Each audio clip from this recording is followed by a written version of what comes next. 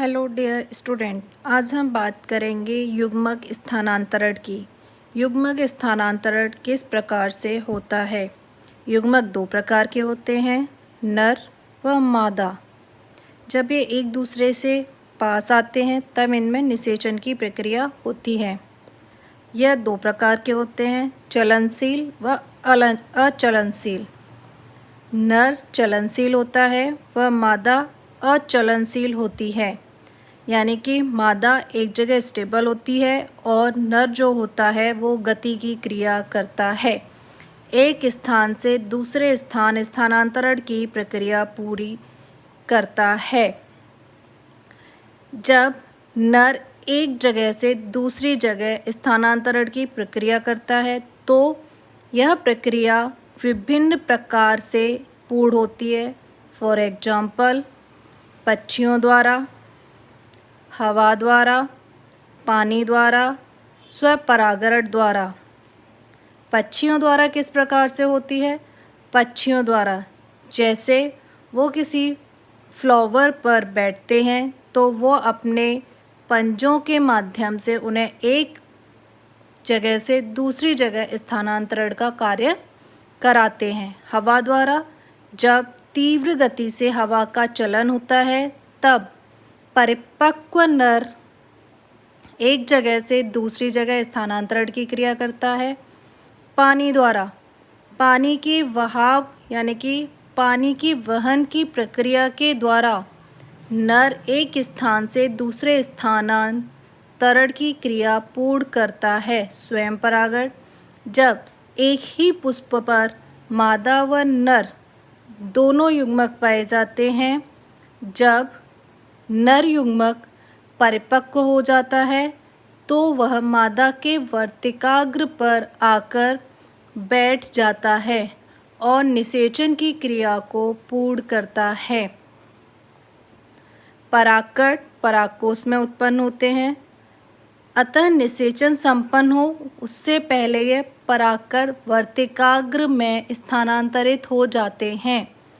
परागकण झड़ने लगते हैं तब यह मादा की वर्तिकाग्र पर बैठ जाते हैं। जब परागकण वर्तिकाग्र पर स्थानांतरण होते हैं, इस पूरी प्रक्रिया को पॉलिनेशन प्रक्रिया कहते हैं। अब बात करते हैं हम निषेचन की।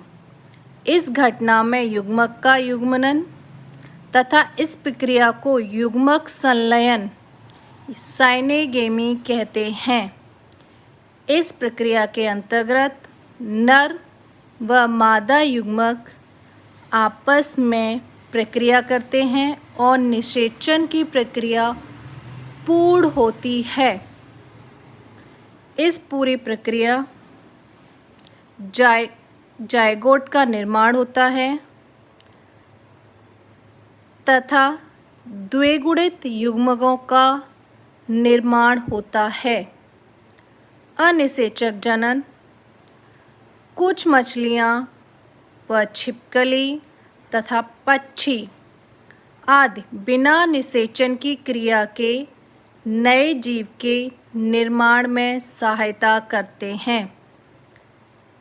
अनिषेचक जनन का मतलब होता है नर व मादा के निषेचन की क्रिया के बिना नए सजीव की उत्पत्ति होना, उसे हम अनिषेचक जनन कहते हैं। युग्मक संलयन कहाँ संपन्न होता है? जैसे शैवाल, मछली, जल स्थलचर प्राणी में युग्मक संलयन बाह्य निषेचन द्वारा होता है। स्थलीय जीव जैसे कवक प्राणी युग्मक, इनमें युग्मक संलयन आंतरिक होता है, यानी कि बाह्य निषेचन व आंतरिक निषेचन दो प्रकार का युग्मक संलयन होता है। बाह्य निषेचन फॉर एग्जाम्पल मछली, आपके मच्छर या अन्य जलीय प्राणी जल के अंतर्गत अपने अंडों को निकालते हैं और वह पानी के अंदर सरवाइव कर नए जीव की उत्पत्ति करते हैं। आंतरिक निषेचन, यह जीव के अंदर गर्भावस्था में पूर्ण होता है और नए जीव की उत्पत्ति करता है। निषेचन पश्य घटनाएं, यानी कि निषेचन के बाद होने वाली विभिन्न प्रकार की घटनाएं।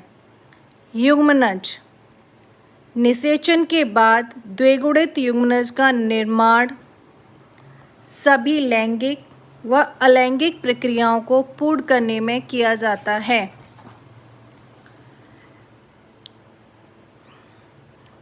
ये द्विगुणित युग्मक कहलाते हैं नर व मादा। जीव के आसपास के वातावरण पर निर्भर करता है कि वह किस प्रकार के युग्मक का निर्माण कर सकता है। द्विगुणित जीवों में असूत्री विभाजन की प्रक्रिया होती है और अलग अलग जीवों का निर्माण होता है। ये सभी को पता है कि अगुणित जीवों में अर्धसूत्री विभाजन की क्रिया नहीं होती है, द्विगुणित जीवों में ही अर्धसूत्री विभाजन की क्रिया होती है। जब अर्धसूत्री विभाजन की क्रिया होती है तो दो नए जीवों का उत्पादन होता है। मानव में जीवन की शुरुआत एकल कोशिका युग्मनज के रूप में होती है। इसका मतलब मानव में नर या मादा एकल कोशिका युग्मनज ही पाया जाता है। अब भ्रूणोद्भव, यानी कि भ्रूण के उत्पन्न होने का समय। भ्रूण उद्भव युग्मनज से भ्रूण के विकास की प्रक्रिया को व्यक्त करता है। भ्रूण उद्भव के दौरान कोशिका विभाजन की प्रक्रिया होती है। कोशिका विभाजन से कोशिकाओं की संख्या बढ़ती है। ये कोशिकाएं ऊतक का निर्माण करती हैं और ऊतक हमारे अंग तंत्रों के निर्माण में सहायता करती हैं। जब अंग तंत्रों का निर्माण होता है तब एक नए सजीव की उत्पत्ति होती है और यह नया सजीव वातावरण में ढलकर जब वयस्क हो जाता है तब यह प्रजनन की क्रिया के लिए पूर्ण रूप से तैयार होता है और नए सजीव की उत्पत्ति कर सकता है। अंडप्रजक तथा सजीव प्रजक, यानी कि दो प्रकार के प्राणी पाए जाते हैं। वन, जो अंडों को उत्पत्ति करते हैं। सेकंड, जो सजीवों की उत्पत्ति करते हैं। जितने भी सरीसृप, पक्षी यानी कि सरीसृप, संग विहंग के जितने भी जीव होते हैं वो सभी अंडे उत्पन्न करते हैं।